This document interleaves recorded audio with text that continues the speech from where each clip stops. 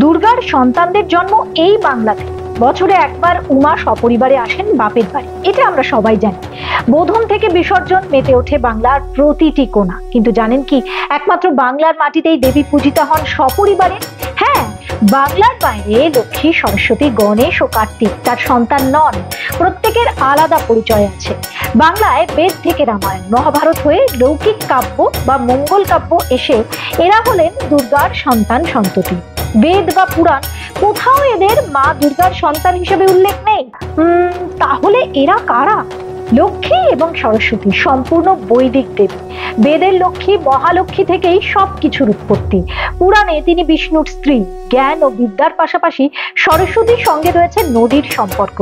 রামায়ণে কার্তিকেয় অগ্নির সন্তান, আবার মহাভারতে তিনি নিজেই অগ্নিদেব। গণেশ তৈরি হয়েছেন ও প্রাণ পেয়েছেন পার্বতীর হাতে। পুরাণ বলছে গণেশ শিব বা মহাদেবেরই একটি রূপ। কিন্তু মধ্যযুগে বাংলার মঙ্গল কাব্যে এই চার স্বতন্ত্র দেবদেবী হয়ে গেলেন পার্বতীর সন্তান। মানুষের কল্পনায়, সংসারের বাঁধনে বাধা পড়লেন বৈদিক দেবদেবীরা।